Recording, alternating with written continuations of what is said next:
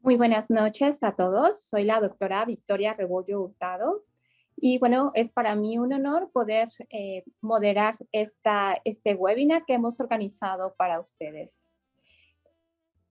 En el margen del Día Internacional de la Mujer, el pasado 8 de marzo, hemos preparado este webinar prácticamente enfocado a presentar las multimodalidades en imagen para el abordaje de la patología genitourinaria de la mujer.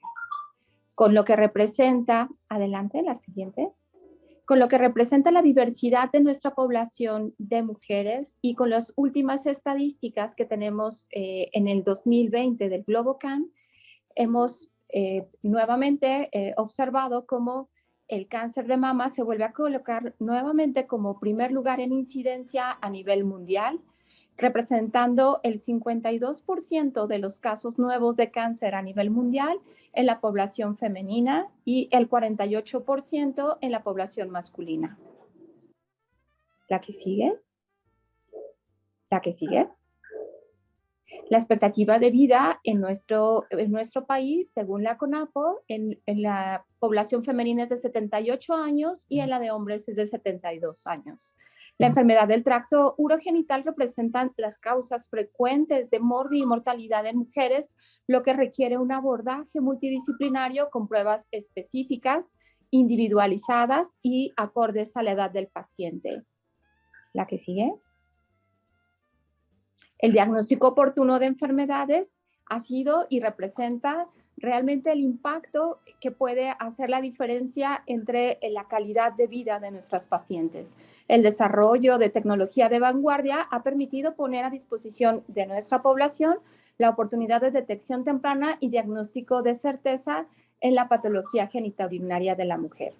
Nuestra primera ponente será la doctora Dulce Sánchez Nava, que abordará el papel de la tomografía de energía dual en neoplasias genitourinarias. Adelante, doctora Dulce.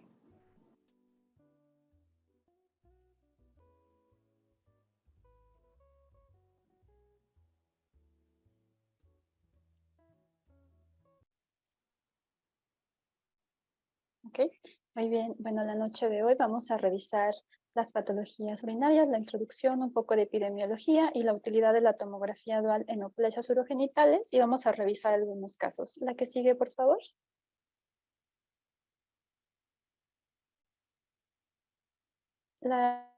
Lo que une las neoplasias urogenitales, en realidad son neoplasias muy distintas, pero todas ocurren en el aparato genitourinario. Tenemos múltiples, pero las más comunes son las que muestran a continuación. Carcinoma celular renales, el carcinoma urotelial o de células transicionales, y cuando nos vamos al cuerpo uterino y anexos, el cáncer de ovario y el cáncer cervicouterino son de los principales. La que sigue, por favor. En el mundo, este tipo de neoplasias genitourinarias son bastante comunes, comprenden hasta un quinto de toda la prevalencia de los últimos años, como se muestra en la gráfica de la izquierda, y en cuanto a mortalidad, hasta el 16% de todas las causas de muerte a nivel mundial en mujeres son por este tipo de neoplasias. La que sigue, por favor. Como podemos ver en México, es un escenario similar. Estas neoplasias también comprenden hasta el 22% de todas las neoplasias en mujeres y hasta un 21% en la mortalidad, siendo un poco más elevado en el cáncer cervicouterino al compararlo con el resto del mundo. La que sigue, por favor.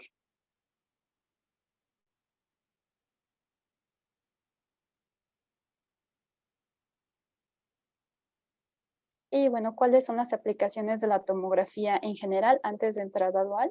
Hay que recordar que es la modalidad de elección tanto para el diagnóstico, el estadiaje y la respuesta a tratamiento, así como el seguimiento para valorar la respuesta a este o el seguimiento una vez que ya se llega a la respuesta completa. ¿Cuáles son los escenarios en los que está indicado la tomografía con contraste intravenoso? Bueno, la ACR demuestra que para el carcinoma de células renales la recomendación es amplia, o sea, grande. Y para el cáncer de vejiga, cuando es músculo invasor, también está indicado la tomografía endovenosa. En el caso de cáncer de ovario y el cáncer cervicouterino, cuando se quiere valorar enfermedad a distancia, también tiene una recomendación alta. La que sigue, por favor.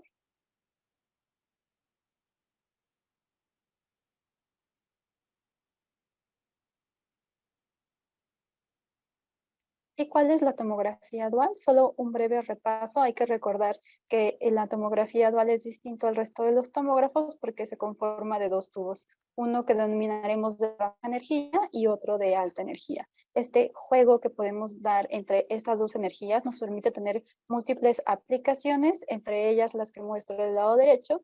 La monoenergía nos permite también sustraer el yodo y obtener mapas de yodo. Podemos ver también edema óseo. Y el volume rendering, que si bien no es exclusivo de la tomografía dual, también se mejora con el uso de tomografía dual. ¿La que sigue, por favor?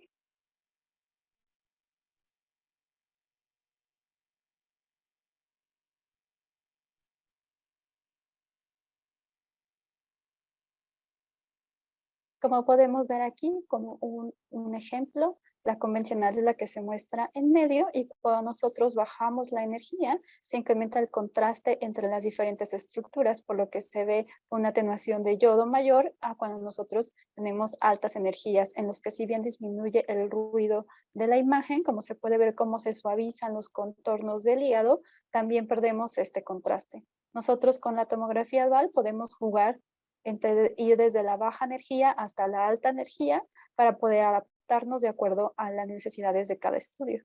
El que sigue, por favor.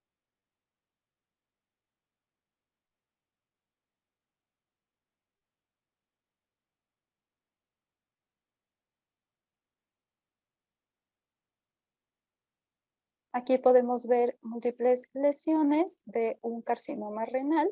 Podemos ver del lado derecho con energía convencional y del lado izquierdo con monoenergía. Esta fue de 50 vez. Y como podemos ver, si bien se pueden delimitar algunas lesiones hipervasculares en el hígado, cuando nosotros utilizamos la monoenergía a baja energía, otras lesiones que se encuentran un poco más periféricas se vuelven mucho más evidentes. Entonces nos permite no solo detectar las lesiones, sino mayor número de lesiones y con mucha mayor certeza. La que sigue, por favor.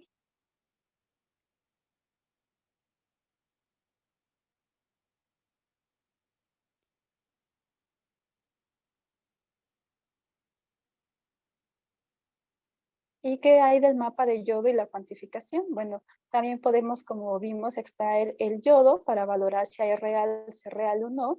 Podemos cuantificarlo dentro de las lesiones y también podemos hacer una valoración con un ROI volumétrico de todos los píxeles que conforman esta lesión. Ahorita vamos a ver para qué es útil, pero nos permite diferenciar entre diferentes tipos de lesiones, nos permite tener mayor número de lesiones, por lo que el estadiaje también es mucho más correcto y también nos permite valorar respuesta a tratamiento, especialmente en aquellas lesiones que si bien no cambian en dimensiones, pueden tener un contenido necrótico o menor vascularidad. La que sigue, por favor. Aquí traemos dos ejemplos. En las dos imágenes superiores corresponden a una imagen que se ve pues de densidad de tejidos blandos, pero como podemos ver cuando aplicamos el mapa de yodo con este iodine overlay, podemos ver que esa lesión realmente no muestra contraste. En la porción inferior, si bien vemos una lesión de similares características que a lo mejor podemos ver un poco de realce periférico, con el mapa de yodo y el iodine overlay no nos queda duda que esa lesión tiene un realce verdadero. La lesión inferior correspondía con un carcinoma papilar. Y en del lado derecho les muestro una misma lesión, es una adenopatía.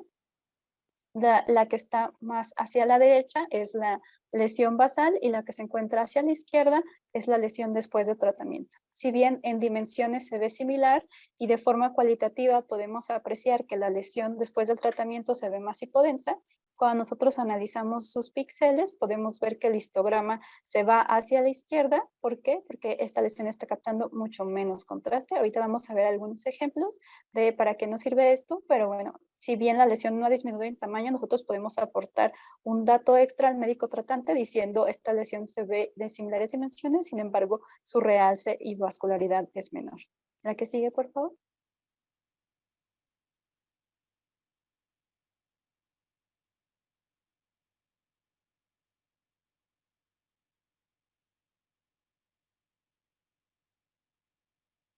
Aquí vamos a revisar un caso de carcinoma de células claras. Este es el más común de los tumores renales.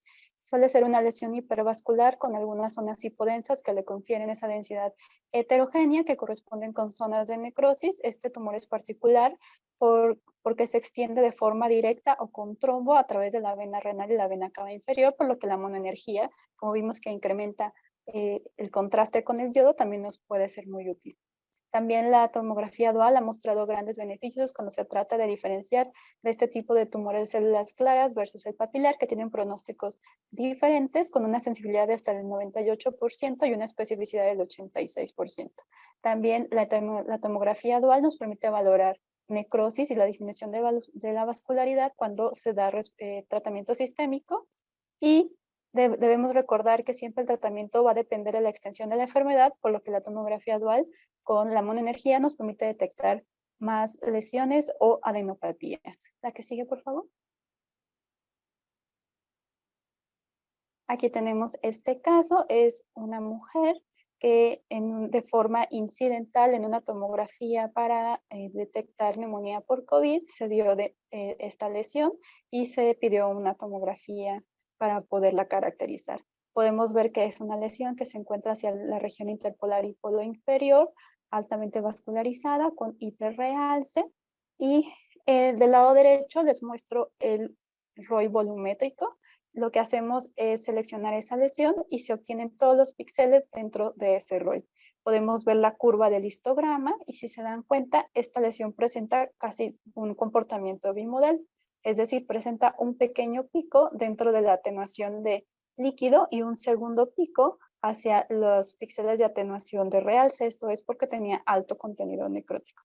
En el seguimiento, se podría ver una disminución, sobre todo en la vascularidad, en caso de que se haga tratamiento sistémico. Pero lo que les quiero mostrar hoy también es la importancia del volume rendering y las imágenes que se pueden hacer tridimensionales. De forma convencional, nosotros calculábamos el renal score dependiendo del tamaño, si era exoendofítica, su cercanía con el hilo vascular y también si era anterior o posterior, y esto daba o reflejaba qué tan difícil iba a ser remover esta lesión o la complejidad de la nefrectomía. Como podemos ver en estas imágenes tridimensionales, se muestra perfectamente el componente endofítico que protruye hacia el seno renal. Incluso podemos ver en la derecha superior la vascularidad directo hacia la lesión, por lo que de forma muy práctica podemos ver la complejidad de esta lesión sin tener que demostrar cada uno de los puntos del renal score, que si bien se reportan a un primer vistazo, al urologo le sirve de mucho. La que sigue, por favor.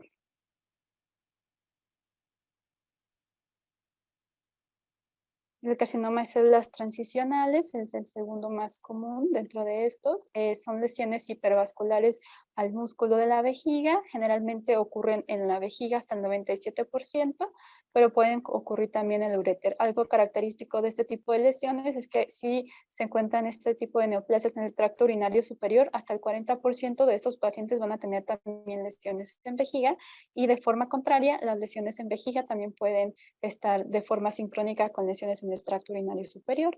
Aquí a la derecha les muestro el mapa de yodo en el que podemos ver claramente estas lesiones hipervasculares que dependen de la pared lateral derecha de la vejiga. La que sigue, por favor.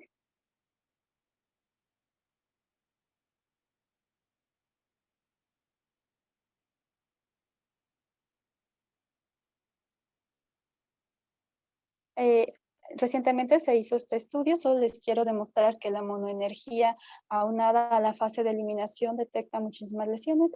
Eran 52 pacientes de diferentes tipos de tamaño del tumor. Había tumores muy tempranos y de todos los 52 pacientes detectó hasta 32 de este tipo de lesiones, la mayoría menores a 1 centímetro. La que sigue, por favor.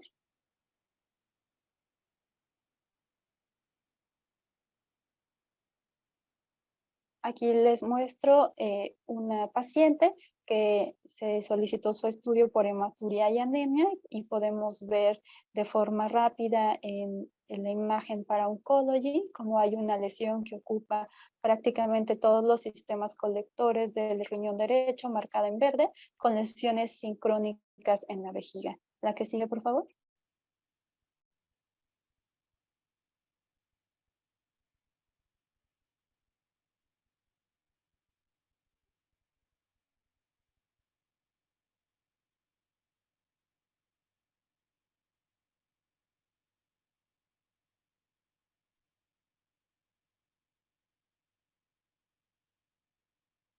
Okay, aquí les muestro el volume rendering de estas lesiones.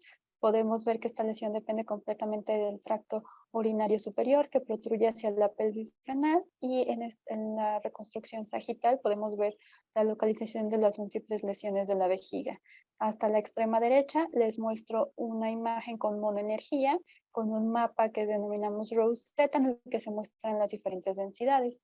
Podemos ver cómo esta lesión es realmente hipervascular, y algo que es muy importante es que pueden ver cómo el realce de la pared de la vejiga realmente es mínimo. Sin embargo, hacia la base de la lesión parece que la lesión tiene una extensión extramuscular o invasión muscular, y esto, como saben, pues cambia por completo el panorama de esta lesión. Entonces, con la monoenergía también podemos demostrar este tipo de extensión. La que sigue, por favor.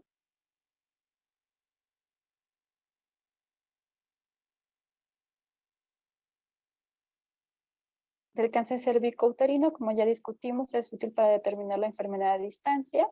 La supervivencia está ligada al involucro ganglionar y arriba del estadio 2A.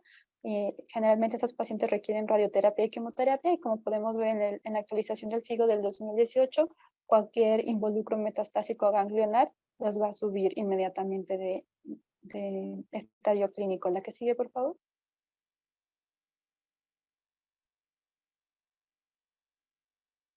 La que sigue, por favor.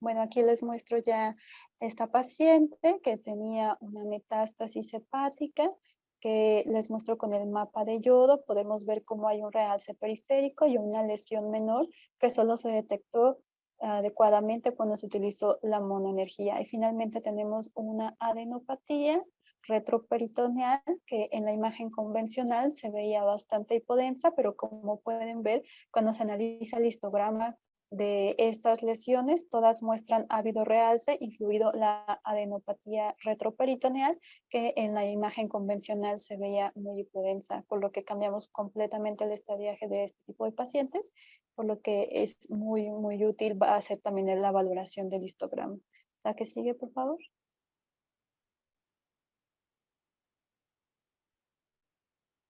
En el cáncer de ovario, por su comportamiento biológico, la diseminación puede ser invasión directa y más comúnmente transcelómica, por lo que hay que buscar implantes, también de menor grado, pero también ganglionar, y por último hematógena. Solo les muestro del lado derecho todo lo que tenemos que buscar en el estadiaje de cáncer de ovario, y recalcar que la tomografía puede ver implantes tan pequeños como 5 milímetros, aún en ausencia de ascitis. La que sigue, por favor.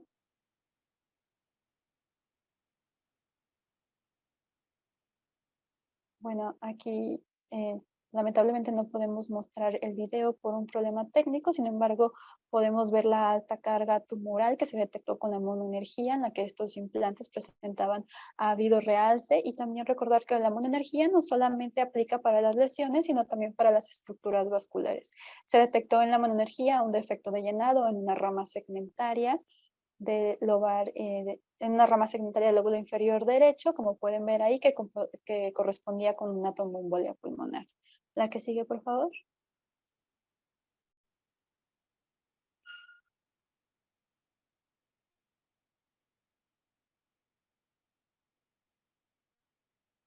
Bueno, como podemos ver, la tomografía con contraste endovenoso es el método de elección para valorar la enfermedad a distancia, respuesta de tratamiento y también dar seguimiento en este tipo de pacientes. Y ya vimos todas las ventajas o las bondades que tiene la energía dual, en la que no solamente nos permite detectar mayor lesiones, sino tener mayor certeza de parte de los radiólogos de que esa lesión es verdadera, o de que ese ganglio, que a pesar de que no tiene un eje mayor a 10 milímetros, presenta un realce anormal o un comportamiento anormal. Y como vimos, la monoenergía también permite detectar un mayor número de lesiones e incluso valorar estructuras vasculares con mayor certeza.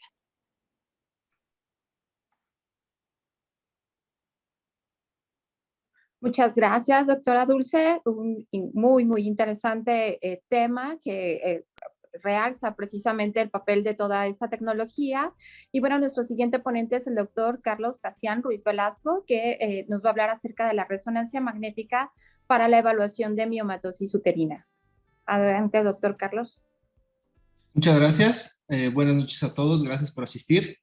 Tengo el gusto de presentarles pues esta charla sobre el abordaje imagenológico, sobre todo por resonancia magnética de la miomatosis uterina, que si bien es muy relevante por la prevalencia de esta entidad en la población femenina, trataré de hablar sobre las características imagenológicas, así también como abordar el esquema de categorización y los datos de sospecha en este tipo de lesiones.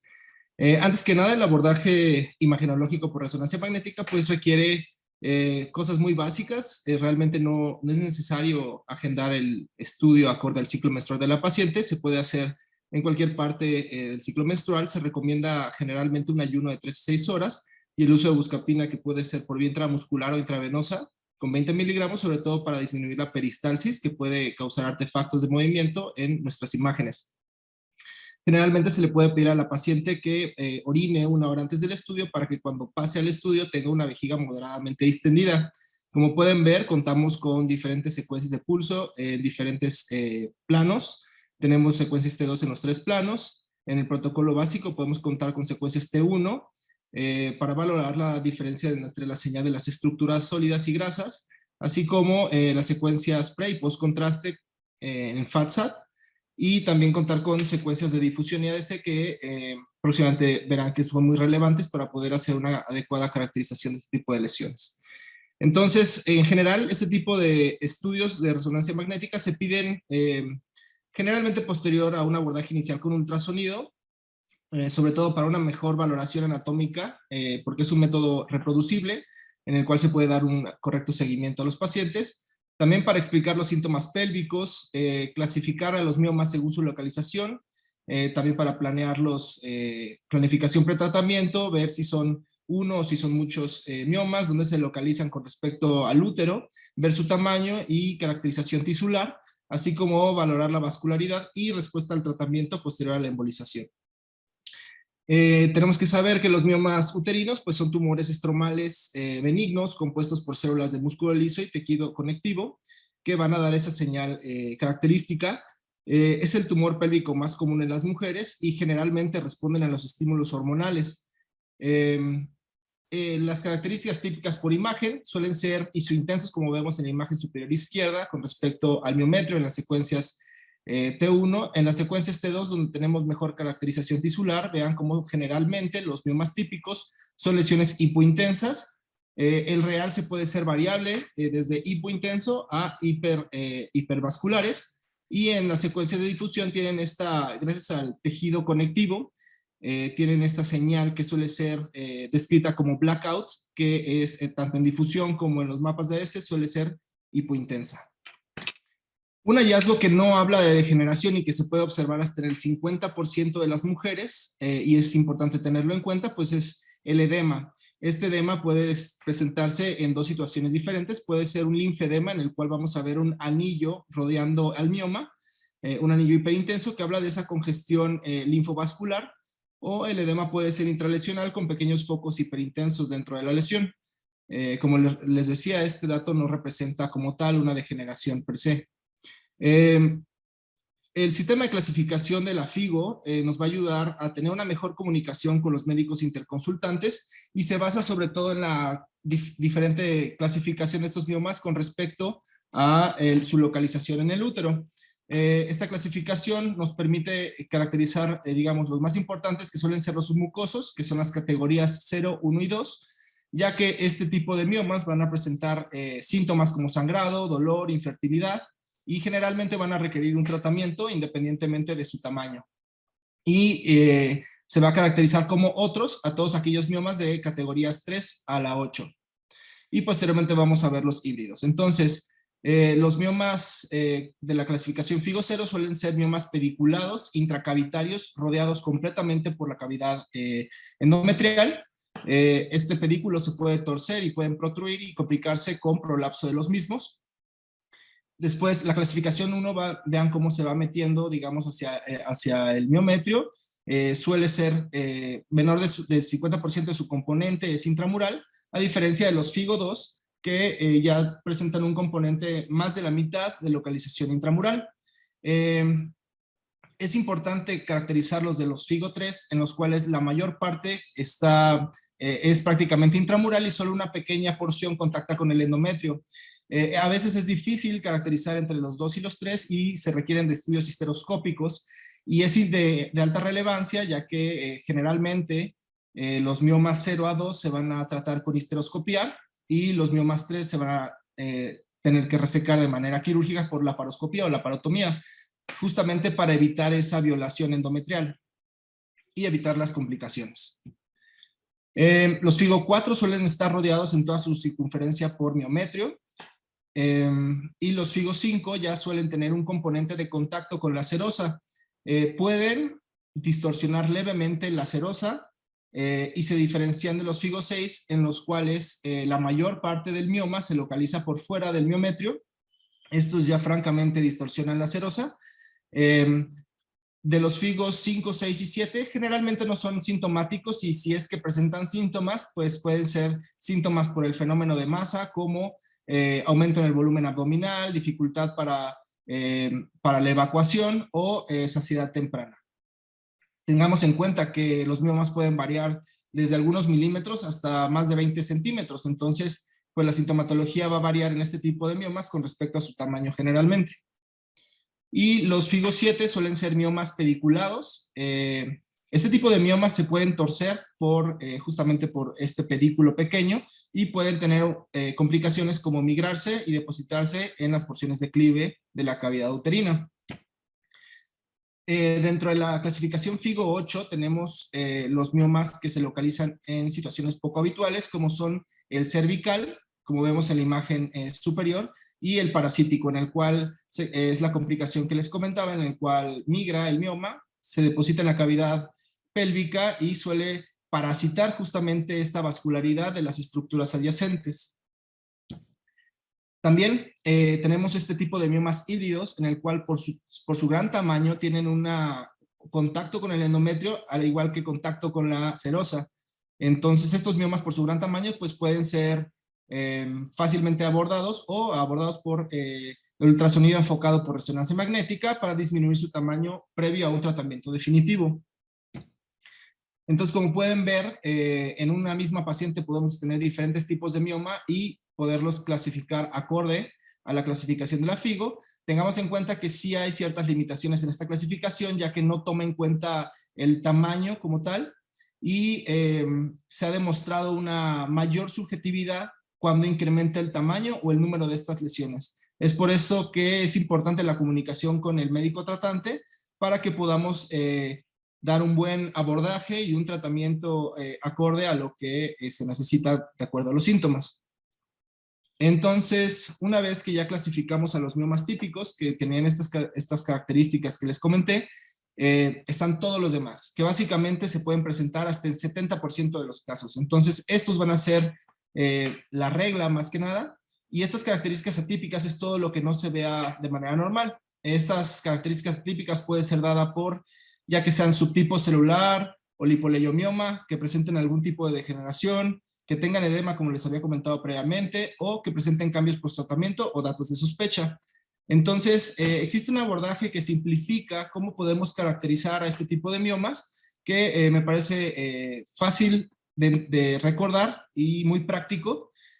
Antes que nada, tenemos que saber si este tipo de lesiones son o no provenientes del miometrio. Para esto podemos contar con algunos signos que nos orientan. Cuando el mioma es pediculado, un mioma FIGO7, por ejemplo, Podemos verlo separado del miometrio, sin embargo tenemos que encontrar ese pedículo, pero a veces no es fácil. Entonces podemos contar con el signo del puente vascular, en el cual los vasos que van hacia el miometrio también van hacia la lesión, y nos indica que justamente es un mioma pediculado, con cuales se pueden confundir, sobre todo con lesiones fibromatosas de los ovarios, como un fibroma ovárico, y hay algunos signos que nos pueden orientar, como cual el signo de la garra que vemos en la imagen superior, en el que vemos el mioma rodeado por un estroma ovárico que presenta algunos folículos, pues nos orienta que viene de origen anexial. Y cuando no se encuentran, digamos, pegados al miometrio, podemos pensar que es un mioma parasítico. Sin embargo, tenemos el signo del órgano fantasma, en el cual no vamos a encontrar al ovario porque justamente proviene la lesión del ovario. Entonces, siempre tenemos que tener en cuenta estos signos que, si bien son clásicos y simples, nos pueden ayudar muchas veces a determinar el origen de la lesión. Posteriormente, si el mioma o la lesión focal no presenta características típicas, nos puede ser de mucha utilidad una discriminación basada en la secuencia de difusión. Como ven, si no presenta restricción a la difusión, que básicamente la restricción va a ser una alta señal en difusión y una baja señal en los mapas los mapas de ADC, pues bueno, tenemos que si la lesión presenta el fenómeno de blackout, que era el que les comentaba, que va a estar oscura o hipointensa en difusión e hipointensa en ADC, y tiene alguna otra característica, seguramente va a ser un mioma que va a presentar o no algún tipo de degeneración. Entonces, para eso tenemos que tener en cuenta qué tipos de degeneración existen. El más frecuente es la degeneración hialina, que por imagen va a ser indistinguible de un mioma típico porque presenta esas mismas características por la cantidad de colágena hialinizada. Se presenta hasta en el 60% de los casos de miomas, y este tipo de miomas también posteriormente puede presentar calcificaciones. La degeneración mixoide, como pueden ver, sí ya tiene una señal diferente en las secuencias T2, que son las imágenes que tenemos encima, y suelen ser imágenes o lesiones hiperintensas. Si ven en la imagen inferior derecha, presenta mínimo realce postcontraste, y esto va a ser dado por un tejido mucinoso o gelatinoso, por eso nos va a dar esa señal hiperintensa en T2. Y bueno, este tipo de degeneración, si bien es poco frecuente, también la podemos encontrar en el leiomiosarcoma. Es por eso que es importante ver las características de la lesión como tal y no solo la señal en las diferentes secuencias. Ahorita vamos a andar un poquito más sobre las características de cada tipo de lesión. Vean cómo en este caso son lesiones bien definidas, de contornos lisos y intramurometrales. Otro tipo de degeneración es la degeneración quística. Este tipo de degeneración se deduce que es por una zona de necrosis que además presenta edema. Como tal va a tener señal líquida y no va a presentar realce postcontraste. Tiene un comportamiento típicamente quístico. Después tenemos la degeneración roja y hemorrágica, que si bien en muchos textos se definen como la misma, hay algunas diferencias sutiles que hay que tener en cuenta.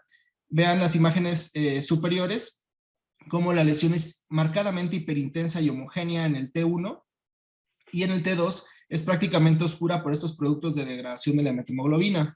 Este tipo de señal demuestra un sangrado reciente, y generalmente la vamos a encontrar posterior al tratamiento con embolización. A diferencia de las lesiones que vemos inferiores, que si bien en el T1 también presentan una hiperseñal, vean cómo presenta un vidrio esmerilado central. Esto habla sobre todo de una necrosis coagulativa. Este tipo de degeneración puede ocurrir sobre todo en mujeres embarazadas que presentan degeneración del mioma, justamente porque la vascularidad disminuye hacia el mioma durante el crecimiento uterino y pues presentan este tipo de necrosis coagulativa. Otra causa que puede condicionar este aspecto pues puede ser el uso de anticonceptivos orales.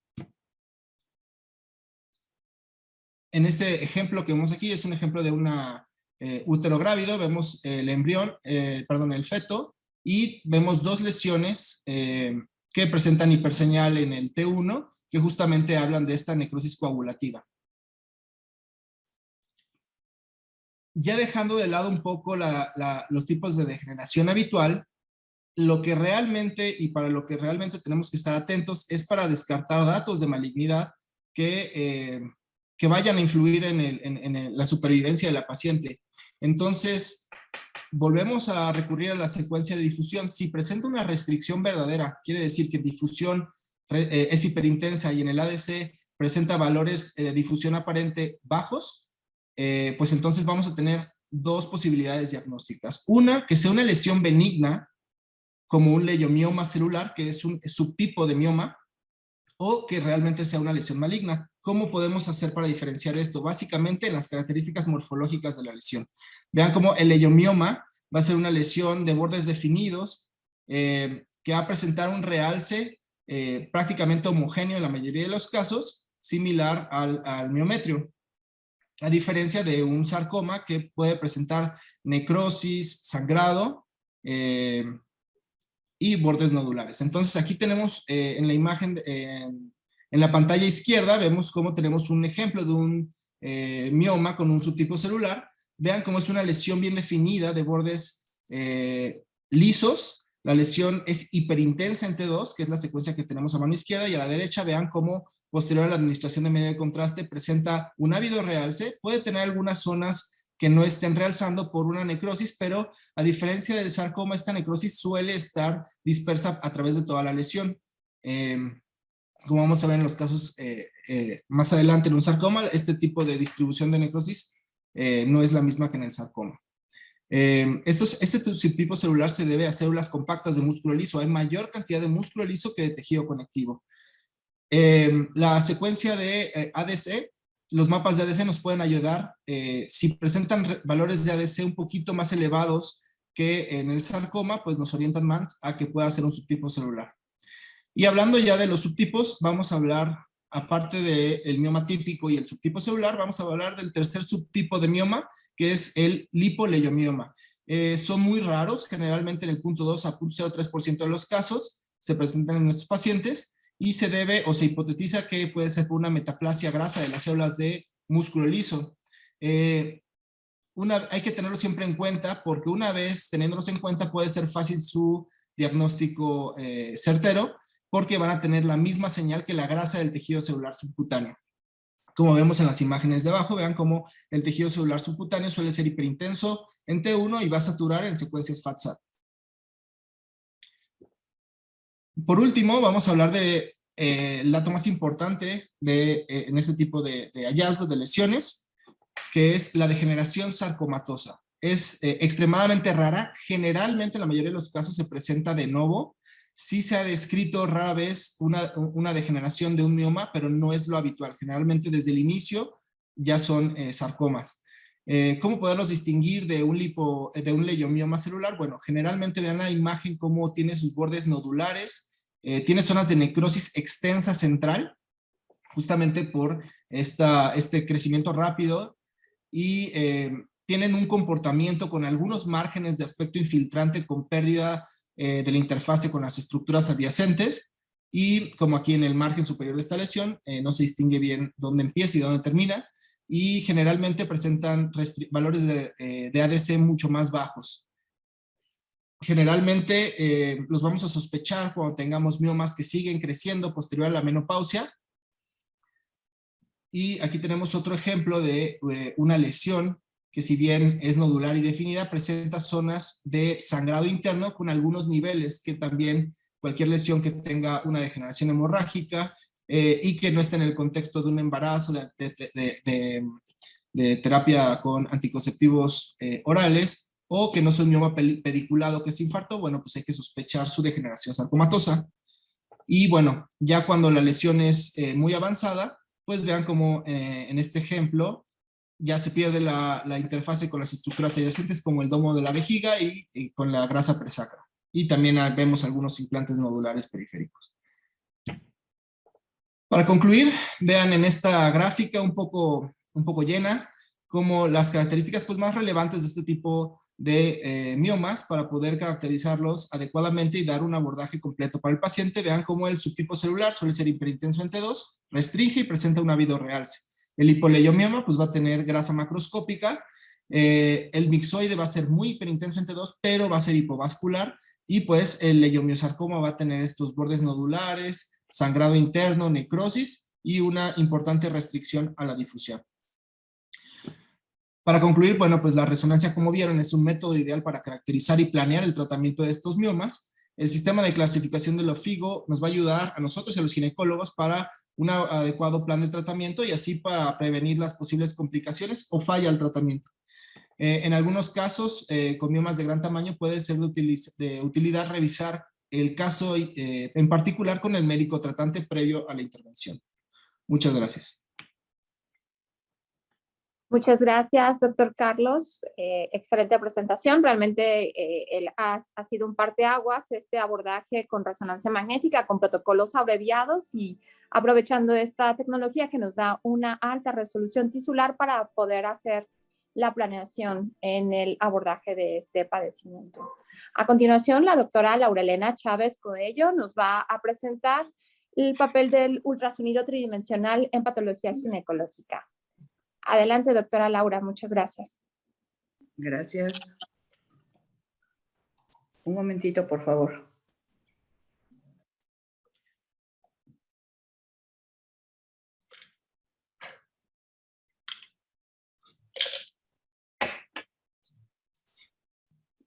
Doctora, ¿necesita apoyo? Sí, por favor. Solamente vaya a la barra izquierda, ajá, y suba hasta el tope, por favor. Si mejor me ayuda a abrir su cámara y me va diciendo siguiente, el apoyo para presentar. Gracias. Muy buenas noches. Por favor, la primera.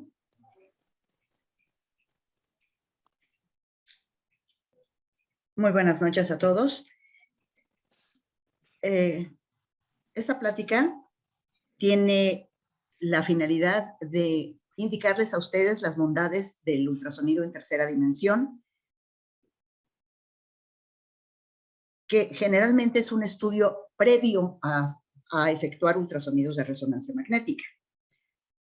La ventaja de usar ultrasonido 3D representa una adquisición anatómica de volumen en lugar de una rebanada.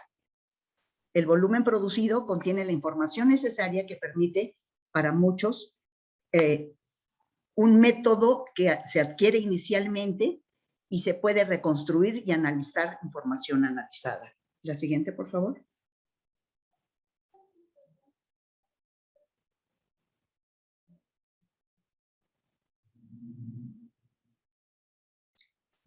Como pueden ver, cuando a una mujer quieren investigarle patología genital, normalmente se le pide el ultrasonido. Pueden aparecer imágenes como las que tenemos en la pantalla, en proyección sagital y transversa, en donde observamos dentro del endometrio una imagen hipoecoica de contornos definidos y necesitamos caracterizarla para saber si es un pólipo o es un mioma. Siguiente. Las reconstrucciones 3D nos ayudan a ver que esta imagen depende del miometrio y se introduce al endometrio, gracias al beneficio de la tercera dimensión. Aunque sabemos que el ultrasonido 2D sigue siendo una herramienta de detección crucial en obstetricia y ginecología, es lo suficientemente buena para la mayoría de los propósitos, pero la 3D agrega más información clínica, resultando en una mejor atención a los pacientes. Vean la claridad con la que se ve la cavidad endometrial, vemos el fondo uterino y para ello no se necesita realizar métodos invasivos como la sonohisterografía. Se pueden hacer directamente gracias a la nueva tecnología. Sin embargo, a pesar de todo esto, la ecografía 3D en ginecología sigue siendo infrautilizada. Recordemos que la tercera dimensión se empezó a utilizar en el año de 1987 más o menos desde el punto de vista obstétrico y no ginecológico. Pero actualmente la 3D en ginecología incluye evaluación de cualquier anomalía congénita estructural, fibromas, adenomiosis, pólipos endometriales e incluso la localización y colocación de dispositivos intrauterinos. La que sigue, por favor. Para adquirir un buen volumen utilizando ultrasonido se requiere determinar una pequeña región de interés en plano de adquisición y establecer un tiempo y ángulo de adquisición. Todo depende de lo que queramos ver. Todos estos parámetros dependen del órgano y estructura que queramos examinar. Y una vez que se ha obtenido un buen volumen, se realiza una orientación para obtener la imagen 3 deseada. La siguiente, por favor. Vean, se toman proyecciones en sagital, en transverso, en coronal, y con ello se pueden lograr las reconstrucciones dependiendo de lo que nosotros queramos ver. Incluso estas imágenes se pueden girar para tener una mejor valoración y visualización de la patología que estamos viendo. La que sigue, por favor.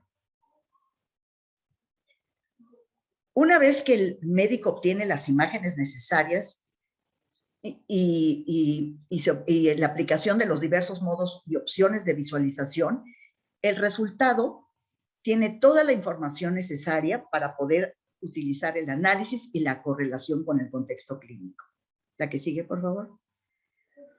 Vamos a ver algo de malformaciones de los conductos mullerianos. Como ustedes saben, las malformaciones uterinas congénitas son frecuentes y hay incidencia en la población femenina fértil general entre un 4 y un 8% dependiendo de las diferentes estadísticas. Como recordamos, hay 3 fases en el desarrollo de los conductos paramesonéfricos. Uno es el organogénesis, otro es la fusión y el tercero es la fase de reabsorción del tabique. Las malformaciones pueden ocurrir en cualquiera de estos 3 pasos, lo que lleva a diferentes patologías de los conductos mullerianos. La que sigue, por favor.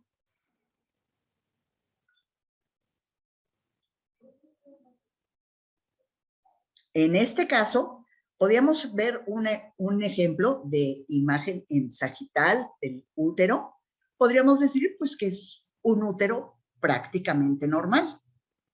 Sin embargo, al hacer la reconstrucción, la que sigue, por favor, vemos cómo la cavidad uterina tiene forma arcuata. La que sigue, por favor. Vean cómo se ve en el corte transverso, ¿sí? Como que tuviera 2 cuernitos el fondo de la cavidad uterina. Perdón, el fondo de la cavidad endometrial. La que sigue, por favor.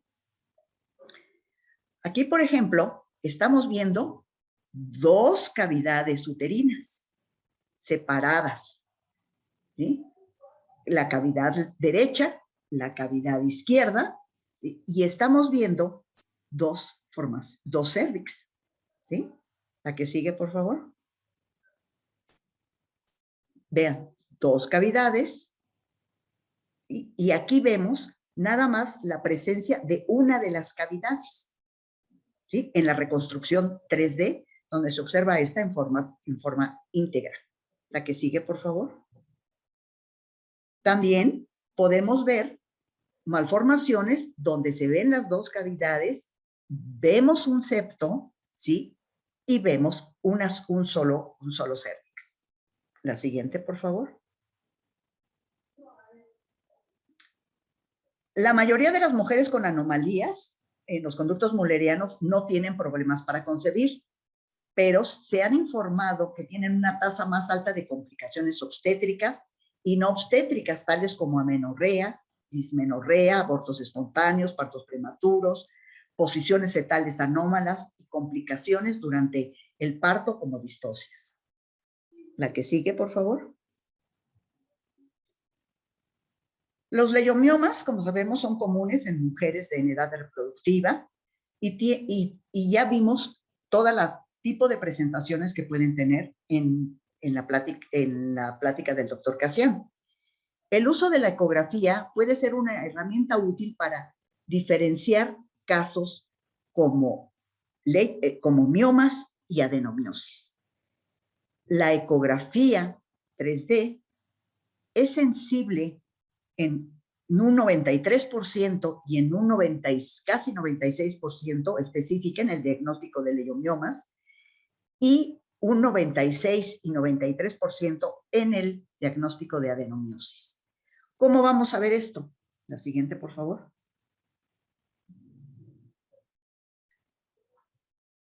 La ecografía 2D tiene uso limitado en adenomiosis, ya que muestra signos inespecíficos como heterogeneidad miometrial focal o difusa. Los ultrasonidos con 3D y en modo inverso, es decir, ponemos lo positivo en negativo y lo negativo en positivo, es una forma óptica muy óptima de diagnosticarla, ya que se ve la irregularidad del contorno endometrial con una apariencia borrosa de la cavidad. Y otras características incluyen aumento de la longitud uterina en más de 12 centímetros, presencia de espacios anecoicos quísticos en el miometrio, estrías ecogénicas subendometriales, bordes vagos endometriales y miometriales, y aumento del grosor uterino y de la zona de transición. La que sigue, por favor.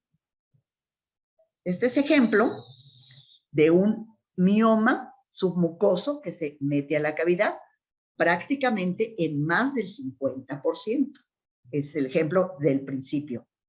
Mioma uterino submucoso que entra a la cavidad uterina. La que sigue, por favor.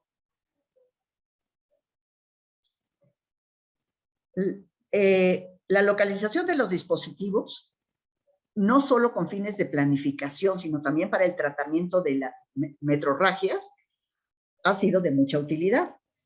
Entonces, los dispositivos pueden ser visualizados desde la 2D, viendo la ubicación del eje largo y los bracitos. Sin embargo, el 3D es a menudo superior en producir una localización más exacta de los brazos del dispositivo.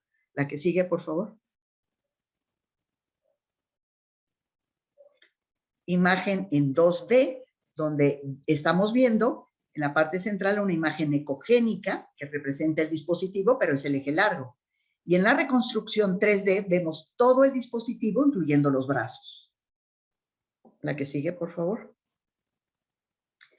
Ahora también la 3D tiene mucha ayuda en las sonohisterosalpingografías, ya que se puede implementar como procedimiento diagnóstico relativamente simple, con molestias y efectos mínimos, aplicando solución salínea fisiológica en la cavidad endometrial mediante un catéter.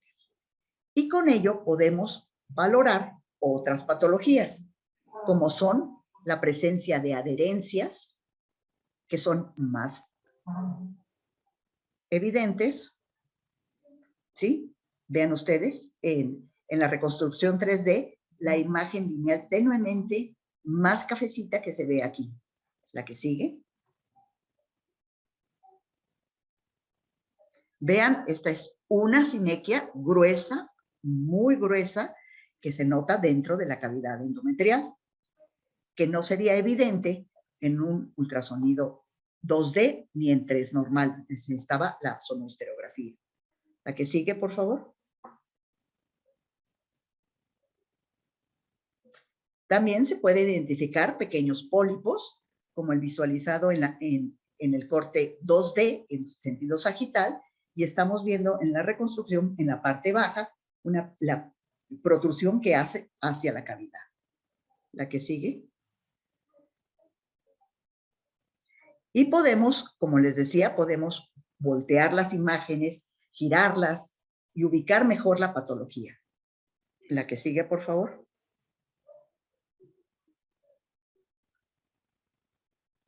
También se identifican con mejor facilidad los pólipos practicando sonohisterografías. Aquí podemos inferir que hay una lesión ecogénica en el interior del endometrio, tanto en sentido sagital como sentido transverso, y al hacer la 3D,